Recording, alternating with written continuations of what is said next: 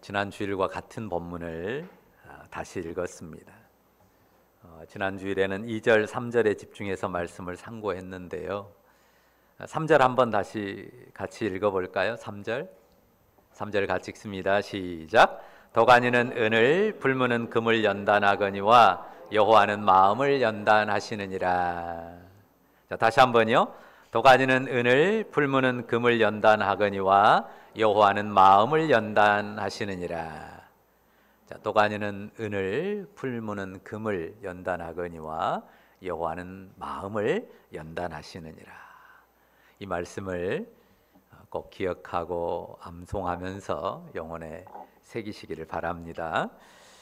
자, 오늘은 1절에서 우리가 보았던 화목에 대해서 좀 더 상고하려고 합니다. 1절 다시 한번 같이 읽어볼까요? 1절입니다. 시작. 마른 떡 한 조각만 있고도 화목하는 것이 제육이 집에 가득하고도 다투는 것보다 나으니라. 자, 화목이 뭔가요? 자, 화목 아주 간단하고 쉽게 말하면 그냥 사이좋게 지내는 거, 친하게 지내는 거, 화목이라고 할 것입니다.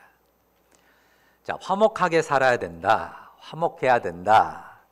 자, 이 가르침은 어쩌다가 한번 듣는 가르침입니까? 귀에 닳도록 들은 가르침입니까? 귀에 닳도록 들은 가르침입니다. 특히 어렸을 때 자라면서 얼마나 많이 들었습니까? 옛날에는 형제간도 많고 동네 친구들도 그냥 바글바글 했었잖아요. 거기다 한 집에 뭐 형제 7, 8, 10 뭐 조카들까지 막 함께 어울려서 살곤 했었죠. 그런 가운데서 싸우지 말고 좋게 지내야지, 싸우지 말고 좋게 지내야지, 이런 말들을 얼마나 많이 듣습니까? 우리 정익이는 모르겠어요. 누나 해보려고 막 싸우다가 누나하고 싸우지 말고 사이좋게 지내야지 그런 말 안 듣는지 모르겠어요. 어때요? 그런 말 들어요? 들은 적 있어요? 요즘은 안 들어요? 우리 정익이? 요즘은 안 듣는답니다.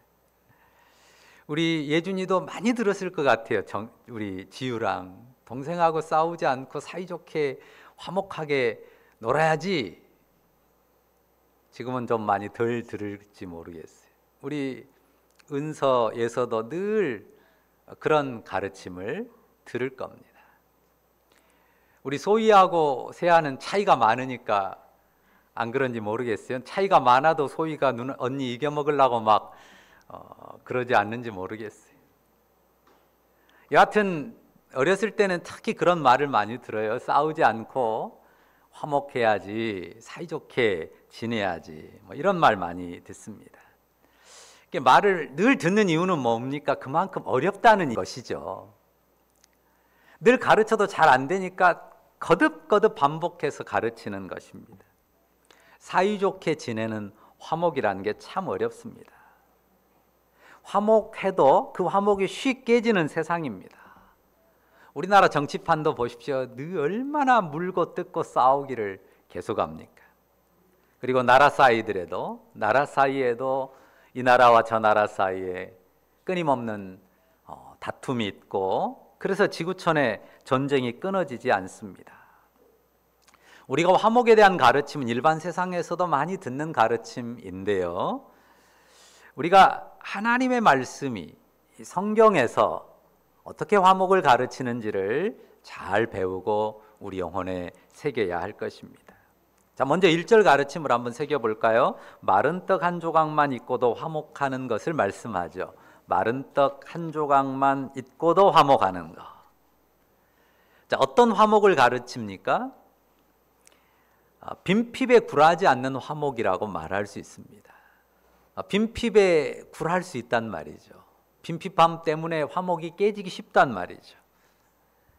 가난을 이겨내는 화목을 가르쳐 줍니다. 자, 아이들은 장난감 하나 가지고 싸우죠. 똑같은 장난감이 2개 있으면 어떻게 되나요? 싸움이 훨씬 줄어듭니다. 없어지진 않아요. 똑같은 게 2개 있어도 기어이 자기 혼자 2개 갖겠다고 하는 그런 욕심쟁이가 있고 싸움도 있게 마련이에요. 그래도 2개 있으면 똑같은 거 손에 쥐어주면 훨씬 싸움의 빈도가 줄어들 것입니다. 이 재화가 부족하다는 거, 이것이 화목이 깨지는 아주 주요한 요인인 것이 분명합니다. 재화가 넉넉하면, 정말 풍성하면 싸울 일이 없을 것 같기도 합니다. 그러나 꼭 그렇진 않죠. 어쨌든 이 확대하면 이제 삶이 힘들면, 삶이 어려워지면 힘든 요소들, 그것 때문에 사람들이 서로 다투기가 쉽습니다. 어떤 세상입니까? 자, 성경이 규정하는 세상이 어떤 세상인지를 묻는 것입니다. 어떤 세상이죠? 죄로 망가진 세상이에요. 죄로 망가진 세상이고, 하나님이 그 세상에 무엇을 내리셨죠? 저주를 내리셨습니다. 그러니까 이 세상이 어떤 세상이에요? 죄의 저주 아래 있는 세상이에요. 그러니까 아무리 좋아져도, 이 세상이 아무리 좋아져도 이 세상이 끝날까지는 고통이 그치지 않는 세상이에요. 삶의 고통이 그치지 않는 세상입니다. 물론 극한 고통으로 여전히 고통받는 나라들, 지구촌의 이웃들이 있긴 합니다. 그러나 오늘 우리 세상, 이 대한민국 땅에서 여기 말한 것처럼 마른 빵 한 조각 가지고 사는 사람이 누가 있습니까? 마른 빵 한 조각, 이걸 가지고 오늘 끼니를 때울까 말까 고민하는 사람이 누가 있어요? 아무도 없습니다. 물론 어떤 특별한 상황에서 죽는 경우는 있지만, 대부분 가난하면 주변에서 도움받을 것이 넘쳐납니다. 먹을 음식이, 입을 옷이 넘쳐나죠. 그런데도 사람들이 우리나라 사람들 말로 뭐라고 가끔 이야기해? 헬조선이라고. 헬이 지옥이잖아요.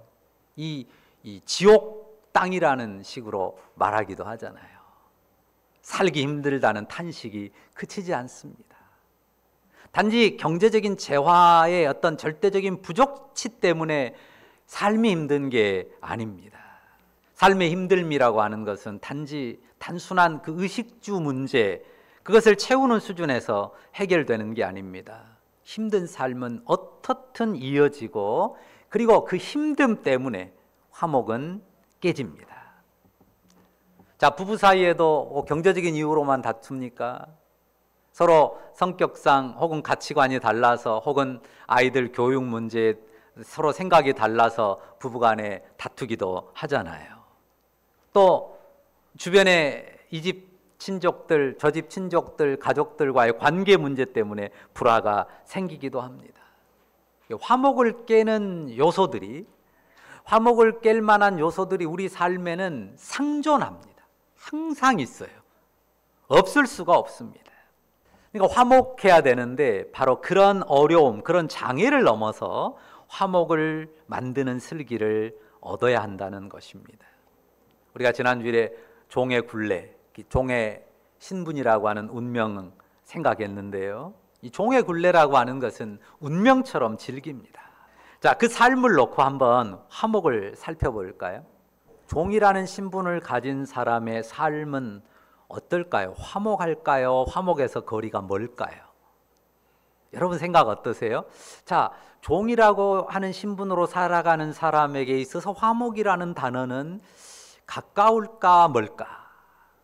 자, 멀기도 하고 가깝기도 합니다. 어떤 답을 해도 맞아요. 왜 그럴까요? 종이 드러내놓고 화목하지 않는 모습을 나타낸다면 어떨까요? 동료 종하고 아니면 주인하고 막 그냥 얼굴 붉히면서 잘 싸워요. 그러면 어떨까요? 주인한테 된통 호되게 당하거나 두들겨 맞고 끝나기 쉽죠. 그러니까 종이라고 하는 그 위치에서 삶이 일단 외형적으로는 화목한 모습을 유지해야 돼요. 그러겠잖아요. 그런데 어떻습니까? 불화한 모습을 나타내서는 주인을 그렇게 비서 주인의 마음에 불편함을 줘서는 자기가 손해고 혼나니까 불화하는 모습은 절대 잘 안 보여야 돼요. 그런데 속마음은 어떤가요?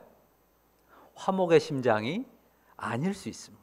마음에는 미움이나 분노나 증오가 들끓을 수 있어요. 그런데 못 나타냅니다. 드러내면 큰일 나니까 꼭꼭 숨기고 한쪽에 쌓아놓고 감추고 사는 것입니다. 화목의 외형은 갖추지만 마음은 아닐 수 있어요. 그게 종의 삶이에요. 여러분 가운데서도 종은 아닌데도 마음에 끓는 미움이나 분노, 증오 이런 게 있는데 그런 걸 편하게 못 드러내고 꼭꼭 감추고 사는 사람들 있을 거란 말이죠. 화목을 가로막는 삶의 어려움이 상존하는 세상이라 그랬잖아요. 그런데 이 종, 본문에 나오는 종의 삶은 어쩌면 인생의 고통과 즐거움의 최고치를 담은 삶이라고 말할 수 있습니다. 자, 그런데 그런 삶에서 2절에 우리가 이미 살폈잖아요. 종이 놀라운 슬기를 얻었어요. 어떤 슬기요? 부끄러운 짓을 하는 주인의 아들을 위탁받아서 다스리고 그 아들을 고쳐내는, 바꿔내는 그런 놀라운 슬기에 이르렀단 말이죠. 그리고 거기 머물지 않았죠. 그 형제들 가운데서 유업을 나누어 얻기까지 했단 말이죠. 그것은 그 종의 슬기는 어떤 슬기예요? 단지 머리 좋아서 문제 해결을 잘하는 슬기 그 이상이라고 했죠. 그 종의 슬기는 두 가지, 무엇을 품었다고 했습니까? 겸손과 사랑을 품은 슬기라고 했습니다. 주인이 자신의 아들들과 함께 유업을 나누어 줄 정도였으면 아들로 대우한 거죠. 진실한 겸손과 사랑을 품어낸 슬기가 아니었다면 그렇게 아들로까지 받진 않았을 것입니다. 아까도 말한 것처럼 신분이 종이니까 어쩔 수 없이 화목의 모양을 나타낼 수 있단 말이죠. 그러나 내 마음은 내 거잖아요. 그러니까 옆에서 뭐라고 말하든 내 속마음으로는 사랑을 안 품을 수도 있어요. 속으로 와신상담 꼭꼭 분노와 복수심을 한쪽에 감추고 숨겨놓을 수도 있단 말이죠. 굳이 사랑을 품으라고 하면 품는 신용을 할 수는 있단 말입니다. 그러나 내 마음에 진짜 무엇을 가졌는지는 모르거든요, 남이. 그러니 남몰래 내 혼자 악한 마음을 품을 수도 있는 겁니다. 마음의 깊은 사랑까지 품기는 쉽지 않습니다. 그렇잖아요. 똑같은 흙인 인생인데 똑같이 별것 없는 인생이란 말이에요. 황제라고 다릅니까? 황제나 신하나 또 혹은 종이나 노예나 똑같아요. 제가 전에 마지막 황제에서 한 장면이 떠오르는데요. 황제에서 내려오잖아요. 황제의 자리를 뺏기고 평민처럼 그냥 공산당에게 교육을 받아요. 그런데 뭐 교육받는지 압니까? 오줌 싸는데 소리 난다고, 소리 안 나게 하려면 어떻게 하라고? 왕이었던 사람이, 그것도 이 천자라 이름하는 그 대중국의 황제였던 사람이 오줌 소리 안 나게 싸는 거 교육받아요. 인생이 다 똑같아요.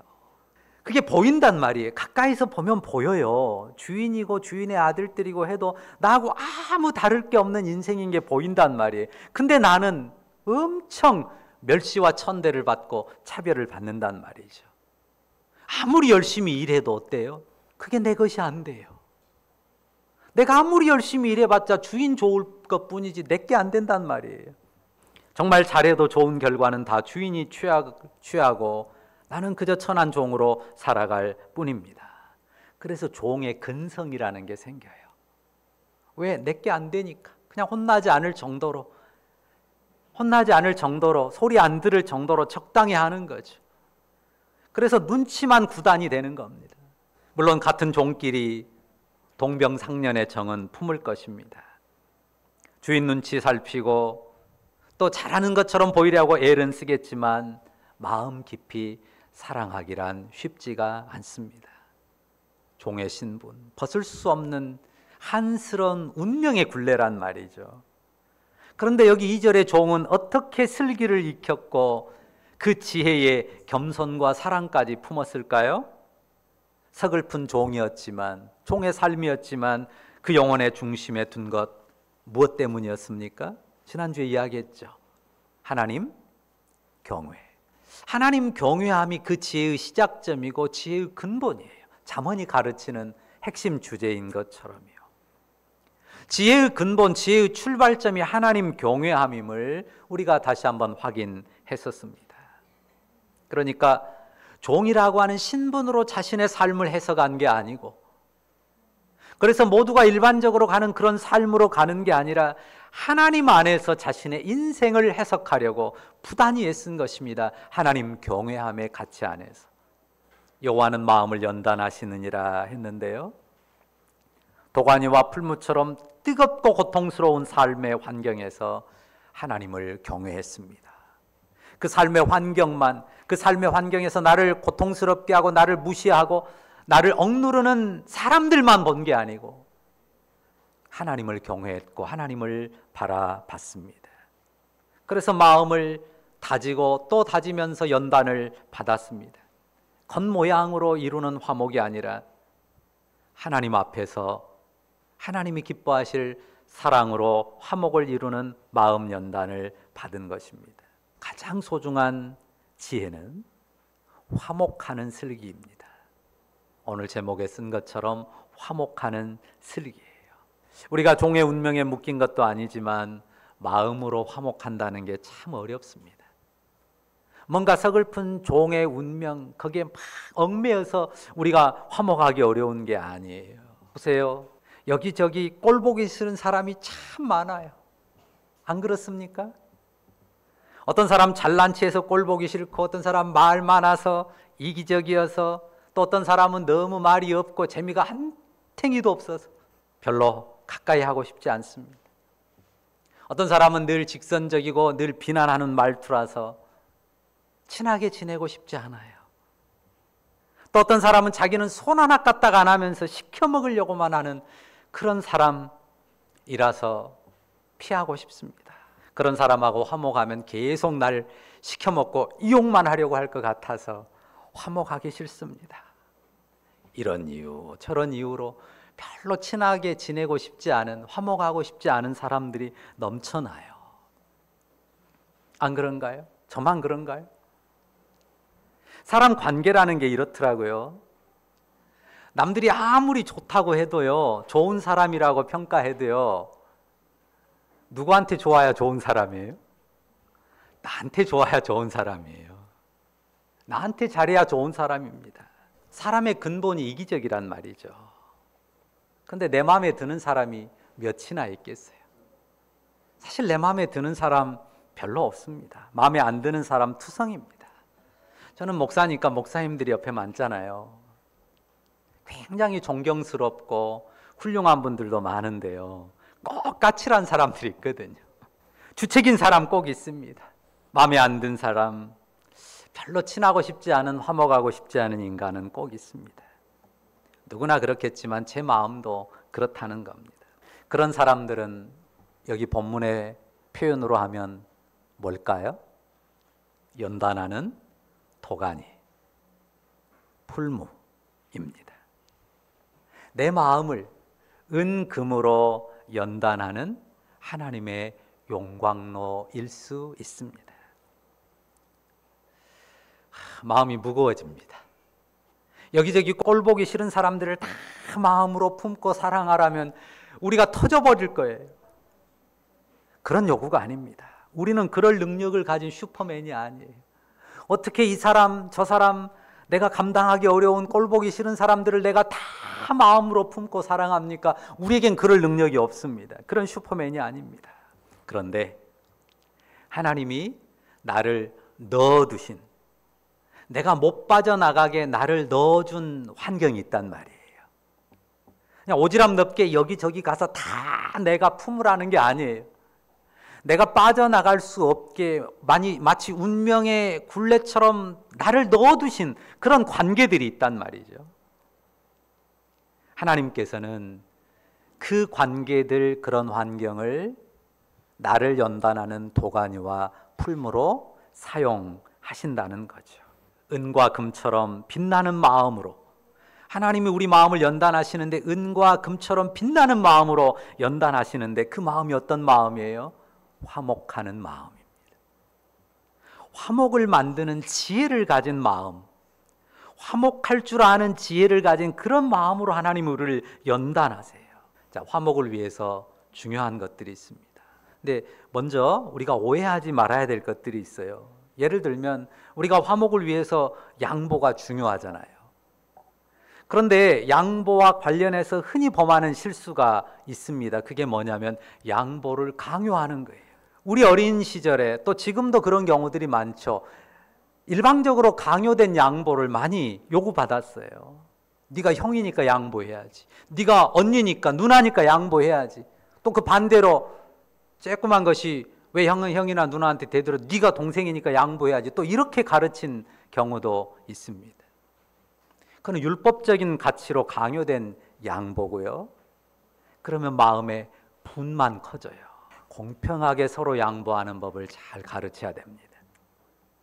그리고 또 화목을 생각하면요, 화목을 위해서는 그냥 무조건 이해하고 다 들어줘야 될 걸로 생각하는 경우가 있습니다. 그것도 옳지 않습니다. 화목을 위해서 무조건 그냥 무조건 옳지 않습니다. 누가 뭐라든 다 오케이 하고 나서 내가 즐거운 마음으로 내 마음을 지킬 수 있는 사람이 있습니까? 나는 싫은데 화목하기 위해서 그냥 이것도 저것도 남 하라는 대로 다 하면서 마음이 즐겁습니까? 절대 그렇지 않습니다. 감당 못합니다. 나중에는요, 속으로 분노를, 미움을 쌓습니다. 속으로 어떤 생각을 해요? 늙어서 보자.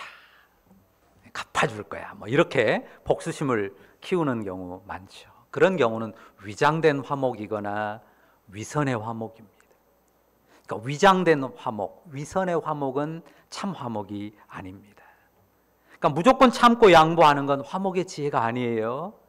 자기 표현도 필요하고요. 내 의견 제시도 필요합니다. 그럼 정말 중요한 건 뭘까요? 그건 이미 답이 나와 있어요. 자, 이렇게 생각해 볼까요? 여러분 마음이 어떤 사람을 향해서 조금 부드럽게 열리고 화목하는 방향으로 열리던가요? 자, 어떤 사람은 말 없이 참아요.